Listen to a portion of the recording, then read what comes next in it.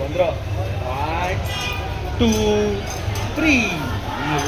ಇದೆಲ್ಲ ಹುಡುಗಿರು ಏನಲ್ಲ ಹುಡುಗನ ವಡ ವಡ ವಡ ಅಂತ ಬಿತ್ತು ಅಯ್ಯೋ ಅಯ್ಯೋ ಅಯ್ಯೋ ಹೋಟ್ಲ್ ಇಲ್ಲಲ್ಲಿ ಇವತ್ತು